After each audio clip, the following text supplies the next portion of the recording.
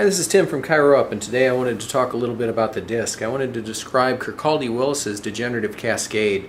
He talks about the disc, how repetitive microtrauma can create small circumferential tears in the annular fibers. And over time, those tears can weaken the disc so that now when it's compressed, we see bulging of the disc.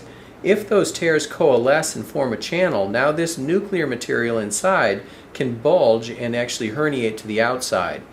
Over time, whether there's a herniation or not, these annular fibers that attach to the end plate on top and on bottom tend to break down, and we get separation of the disc from the annulus, which compromises the disc's imbibition.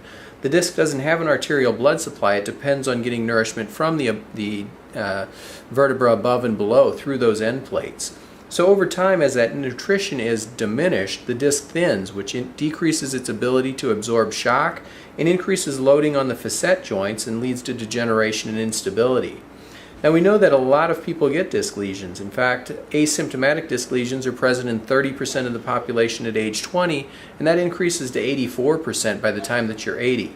Overall, about a third of Americans are going to experience a symptomatic lumbar disc lesion at some point in their lifetime.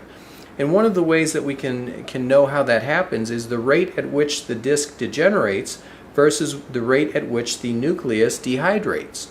If the nucleus dehydrates faster than the annulus degenerates, there's not enough pressure to push that disc material outward to herniate. But if the tears in the annulus coalesce before the nuclear material has had a chance to dehydrate, now that's going to herniate. Almost all herniations happen in the back portion of the disc. You can see that the disc is much thinner and much narrower in the posterior aspect near the spinal cords and the nerve root. Most herniations occur in this region, and they occur in the 5 to 7 o'clock region because there's a big ligament, the posterior longitudinal ligament, which goes down the back of the vertebral bodies and the discs, but it tapers at the lower level. So most disc herniations happen at one of the two lower levels, L4-5 or L5-S1. Let's take a quick look at this jelly. I was amazed. This is a pig vertebra, and we just dissected it this morning. And the jelly inside is very much like epoxy, that we can actually deform it, we can move it around, we can scrape it to one side. I've always thought that it was more like crab meat or a little bit more solid, but you can see that this is actually very jelly-like. And that jelly then will balance back out. It's largely water. It's almost solid water.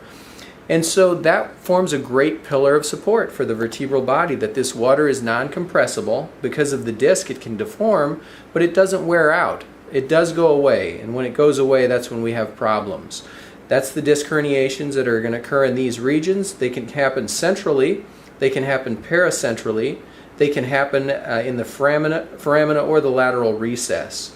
And we know that based upon the amount of herniation, that's going to determine the symptoms. That if a disc herniates and causes a large extrusion or sequestration, this nuclear material has never seen the vascular supply of the body, so it's foreign to the immune system. And when it escapes, it produces an immune reaction, which there's going to be a lot of chemicals coming into the area that are irritants to the nearby nerve root. The larger the amount of material that comes out, the larger the inflammatory reaction, but also the quicker that disc is likely to self-resolve, because those inflammatory products are going to basically eat that disc material away and get rid of it as the foreign material it thought it was. So Chu told us in 2015 that those large herniations are going to respond much more quickly. Regardless of the size of the herniation, when this nuclear material comes outside, there's going to be a chemical irritation. It's going to spill onto the nerve root, and that's going to cause a chemical radiculopathy of radiating pain. Whether or not there's mechanical compression determines how aggressive we have to be with the management and the assessment. That if this nuclear material comes out and actually puts pressure on the spinal cord or on the nerve roots that escape, now we're going to have a compressive radiculopathy. So in addition to pain, this patient is going to have a loss of reflex or a loss of strength. Those are the patients that need MRIs, they need neurosurgical consults. The ones with pain we can often manage otherwise. I hope that this has been helpful. I hope you've enjoyed the model of the disc, including how viscous the annular material is. And I invite you to visit Chiropractic for more information.